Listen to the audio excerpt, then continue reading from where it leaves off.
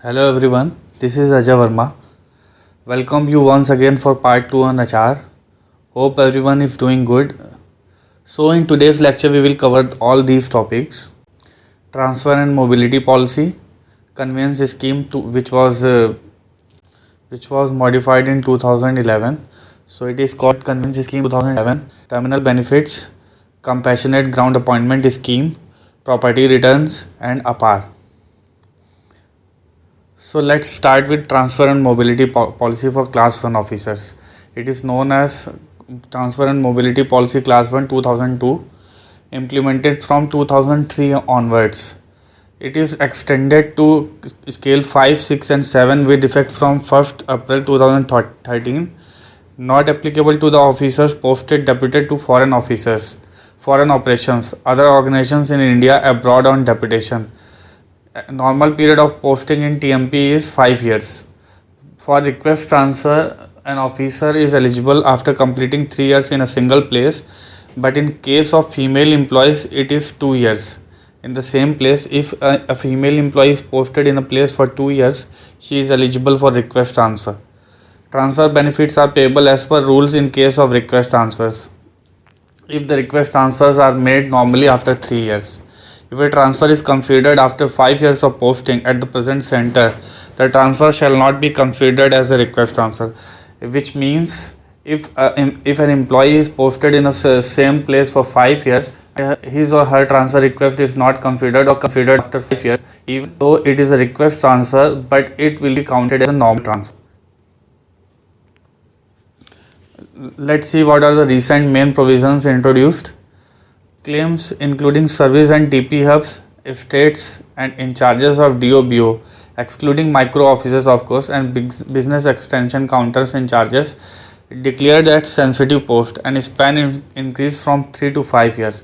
So these posts, if some officer is posted in claims department in service hubs or TP hubs, or someone is posted in estates and in charges of DOBO, these are sensitive posts, and after 5 years one is supposed to be transferred from these departments. Period of stay at a difficult area for choice posting shall be relaxed from minimum 3 years to 2 years, excluding period of LOP or any kind of unauthorized absence. A lady officer in scale 1, 2 or 3 transferred under TMP only shall be eligible to seek request transfer after completion of 2 years, excluding period of any unauthorized absence. This provision is also applicable to the officers who have been transferred on account of promotion only. And the major disease, earlier there were 9 major diseases as per our company rules, but now they are revised to 13 from 9, giving revision to the existing diseases also. Officers reaching superannuation, there is an exemption in TMP policy for those officers who are about to get superannuated. For them, but it is eligible for up to scale 3 only. Officers reaching superannuation transfer back to hometown on place of choice, reduced from 2 to 1 year. Earlier there was a provision of 2 years if an officer is posted at same place and is about to get superannuated in next 2 years, then he or she was transferred to the preferred place of posting, but now it is reduced to 1 year. Exception from TMP of an officer who falls in the definition of persons with benchmark disability. Benchmark disability is basically disability, physical disability, locomotor or any kind of disability. More than 80% of disability is considered as benchmark disability under clause 2R of the Rights of Persons with Disability Act 2016. Exemption from TMP of an officer with a differently able dependents. Those officers who have differently able spouse or son or daughter who falls in the definition of persons with benchmark disability under clause of 2R of Rights of Persons with Disabilities Act 2013, those are also exempted from getting transfer under TP. Let's see about conveyance scheme for eligible class 1 officers, which is known as conveyance scheme 2011. So basically under conveyance scheme, those officers who are posted in marketing department for branch in charges or divisional in charges, those are given the car facility of conveyance scheme in terms of ex-showroom price only, including GST and cess. It is not given to the diesel vehicles actually, but I think If you have pre-approval from the competent authority, then you can take for diesel vehicles also. Replacement of tire tubes up to 32 kilometers or 41 of the date of purchase, whichever is earlier. And those officers covered in the consist scheme, they get the reimbursement for replacement of tires and tubes, or either tires or tubes both, after 32,000 kilometers of vehicle, if the vehicle has run for 32,000 kilometers, or 40 months from the date of purchase, whichever is earlier. The cost of battery shall be borne by the company in full after 18 months of the date of purchase of the vehicle. Cost of battery is also borne by the company. All these amounts are on the reimbursement basis. Once the officer paid by himself or herself, then he or she can take the reimbursement from the company. And also there is a provision for washing and cleaning of the car as well. That is 650 rupees per month. What is the limit? Cadre wise limit for purchasing the car is, for scale 1, 2 or 3, limit is 8,25,000. It is ex showroom price including GST and cess. For scale 4 and 5, it is 9,30,000. For CRMs, basically scale 5 who are in charges of regions, 10,60,000. For scale 6 and 7, it is 13,85,000. Mileage allowance is basically given to those, if an officer is going on tour beyond 8 kilometers outside the municipal limits where he is posted on own vehicle in conveyance scheme, then mileage allowance is given. How mileage allowance is calculated? The rate of the fuel in liters, into the rate of the fuel in liter into kilometer, and petrol car 12% of that, 12% of these two values. In diesel car 15%. If someone is going on tour beyond 8 kilometers of municipal limits on two-wheeler, then 5% of mileage allowance is given. On tour for officers and development officers up to 180 days, thereafter half rate. For class 3 and 4, 180 days, thereafter nil. If someone is on training, then only for 90 days. During journey period, class C cities. DHA, remember one thing, during journey period, DHA, daily halting allowance, is calculated on the basis of class C cities only.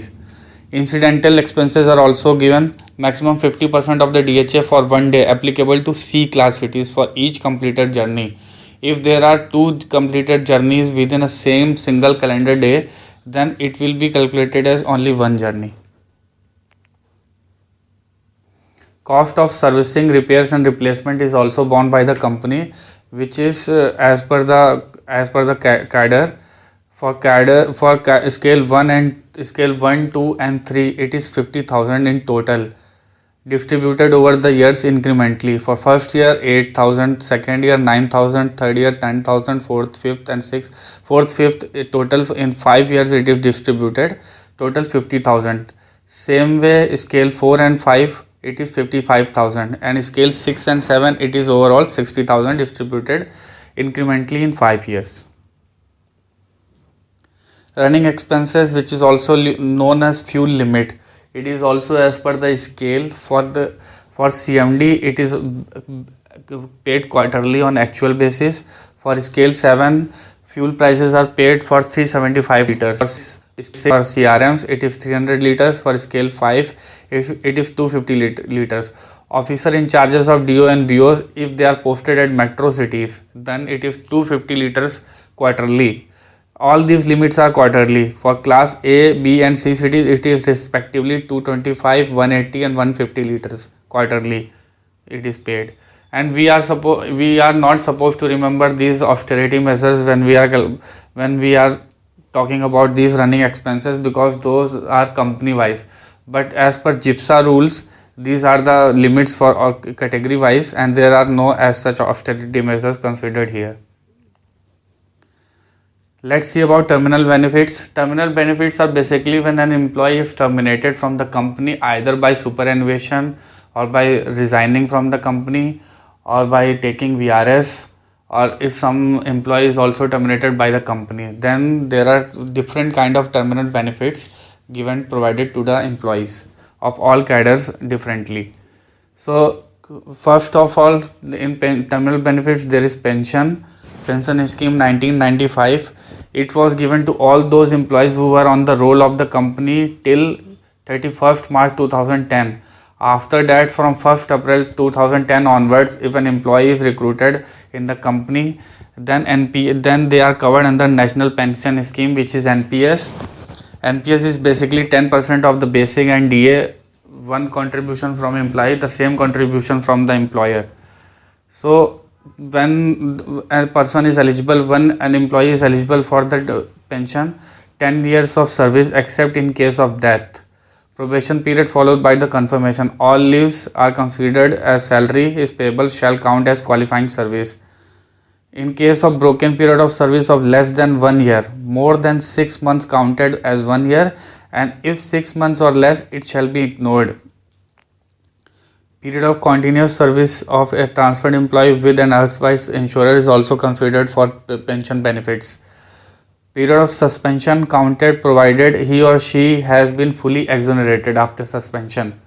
Dismissal or resignation or removal or termination or compulsory retirement of an employee from the services of the corporation leads to forfeiture of pension. Those employees who are dismissed from the company or who have resigned or removed from the company or who are terminated or forced to get compulsory retirement, they are not provided with pension benefits. There are different classes of pension. So first is superannuation pension. Superannuation is basically when an employee attains the age of superannuation. In our companies, in gipsa companies, it is 60 years. When an employee reaches the age of 60 years, he is superannuated from the company. So superannuation pension shall be granted to an employee who has retired from the company or services on his attaining the age of superannuation, which is 60 years in case of our company. Voluntary retirement pension. An employee can seek voluntary retirement by giving 90 days notice period.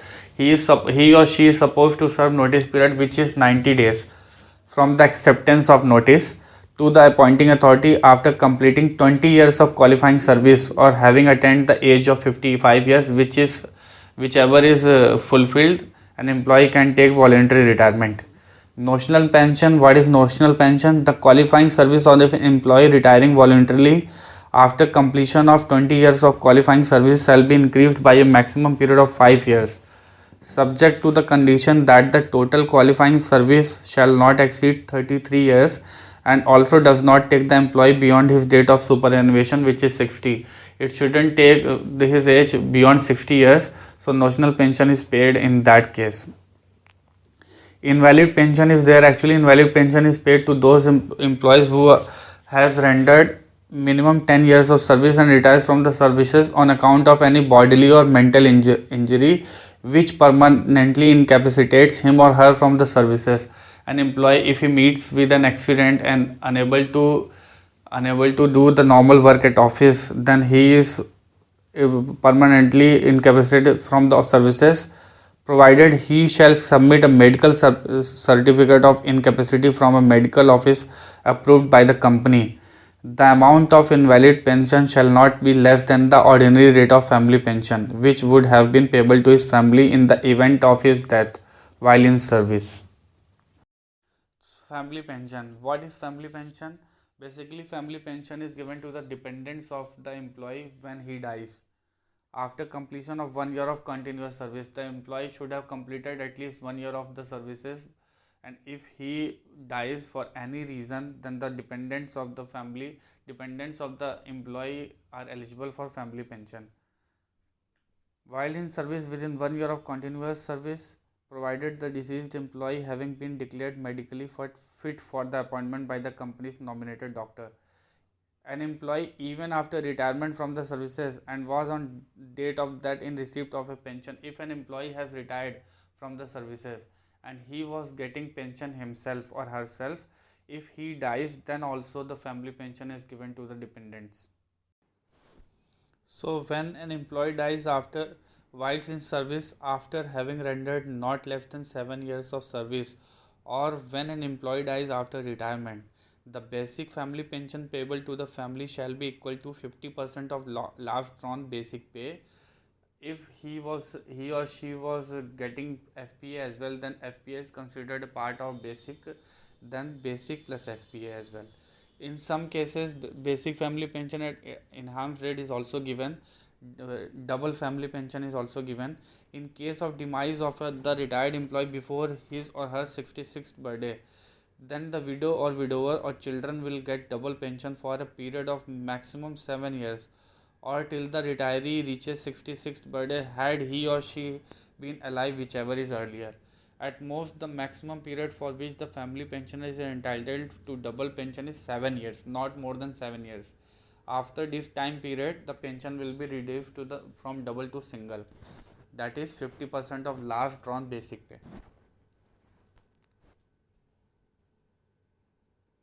Who are eligible for family pension? In case of a widow or widower up to the date of death or remarriage, whichever is earlier. In case of son, until he attains the age of 25 years, irrespective of getting married or unmarried, until he attains the age of 25 years. In case of an unmarried daughter, until she attains the age of 25 years or until she gets married, whichever is earlier. If the son or the daughter of the employee is suffering from any disorder or disability of mind, or is physically crippled or disabled so as to render him or her unable to earn any kind of living, even after attaining the age of 25 years, company will pay family pension for them for the rest of their lives. There is also part of pension which is known as commutation. So what is commutation? Commutation is basically the employees at the time of retirement has the option for commutation. At present, an employee can commute up to a maximum of one third of his or her calculated basic pension amount. For an example, there is a chart for commutation rate. So if someone wants to get commutation by the rate of one third of his calculated basic pension, so for that they will consider that chart, and then this rate which he has used, one third or one fourth or one fifth, not more than one third, and by that commutation amount is calculated. So the employee will get that lump sum amount after getting retired, and remaining amount and DA calculated on the actual or full calculated basic pension will be paid as monthly pension to the retiree. Gratuity is very important part of terminal benefits. So gratuity shall be payable on termination of an employment of an employee after he or she has rendered to the company at least 5 years of service. If someone has rendered 5 years of services to the company, he or she is eligible for gratuity. On superannuation, on VRS, on death or disablement due to accident, on termination of service by the company, this is important part. Gratuity is paid to those employees as well who are terminated by the company for any reason. On service being dispensed with owing to reduction of staff or reorganization of establishment, in all these cases gratuity is paid. When is gratuity not paid? The gratuity payable to an employee may be wholly or partially forfeited in these two cases. If the services of such employee have been terminated for his righteous or disorderly conduct or any other act of violence on his part, or if the service of such employee have been terminated for any act which constitutes an offence involving moral turpitude, provided that such offence is committed by him in the course of his employment. Also, he will not be given gratuity when there is a penalty of dismissal is imposed on the employee. An employee against whom any departmental or judicial proceedings are instituted or are continued after retirement, gratuity shall not be paid to such an employee. Rate of gratuity for class 1 officers: if someone has completed 5 to 11 years in the company, then 50% of basic pay last on. For 12 years, 60% of basic pay. Up to 13 years, 70%. Up to 15 years, 80%. Or 15 years or more, 100% of the basic pay last on. This is the rate of gratuity. And this is how gratuity is calculated.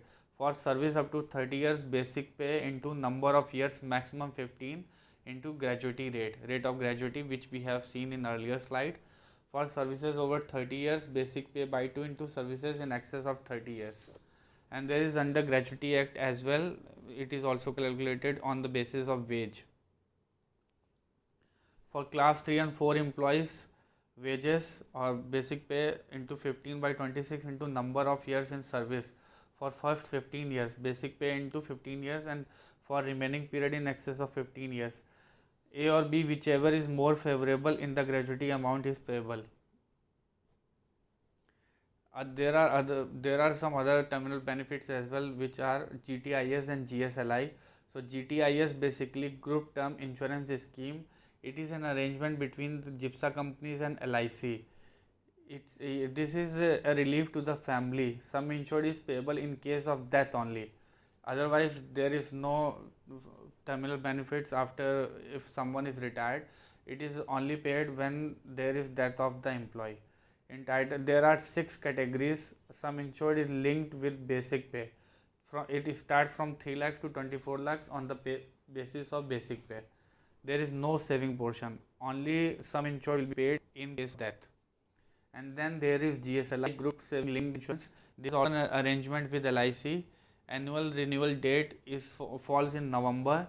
There is a portion of savings as well, and this is also linked with the basic of employees, and it starts from 1.7 lakhs to 10.5 lakhs on the basis of basic pay.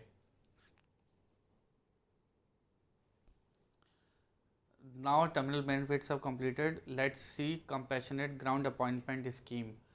It was earlier, it was not there in the company. It was reopened with effect from 1st November 2014.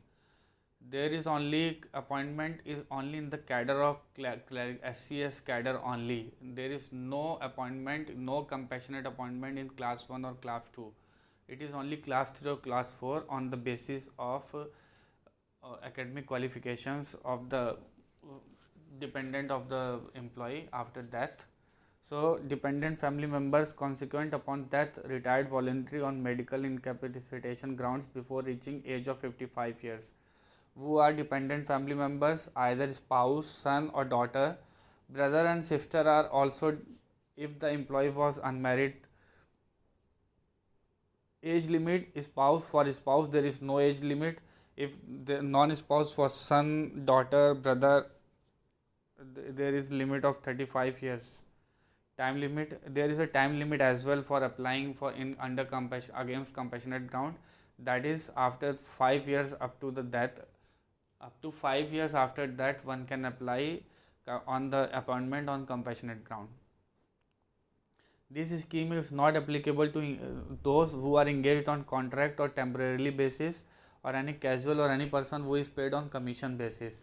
For agents and other contractual workers it is not applicable. It is only applicable to the employees who are on company roll and who are permanent. A person appointed on compassionate ground shall be adjusted in recruitment roster against appropriate category, which is UR, OBC, SC or ST, whichever is the category. Seniority, he will be put in the lowest of the rank. A person appointed on this scheme will be placed at the bottom of all the candidates recruited appointed through direct recruitment. Annual property return. So as per section 16A of our CDA rules, it is mandatory for all the officers only, not for any class 3 or class 4 employee. It is for officers only. Annual property return should be filed within 30 days from the end of every financial year. There are 5 parts, part 1, 2, 3 and 4 and 5 as per this slide. Then there is another important part of HR, which is annual performance assessment report, which is APAR. Class 1 appraisal is financial year basis, while class 3 and 4 appraisal is calendar year basis. For class 1 officers it is 1st April to 31st March, and for class 3 and 4 it is 1st January to 31st December. For class 1 officers, self appraisal to be submitted to reporting officer, then reporting officer reviews the APAR, then after that it reaches to the accepting officer reviews the APAR on second level, then it is disclosed to the officers. If any of the officer is not satisfied with the review, then he can go as well and represent to the competent authority, who will take the final decision. Similarly for class 3 and 4 as well, For class 3 and class 3 assistants and senior assistant and stenographers, they are supposed to fill their appraisal. For class 4, they are not supposed to fill, only reporting and accepting is done by the officers. So this is all. I hope I would have helped you all, and best of luck for the exams. Thank you.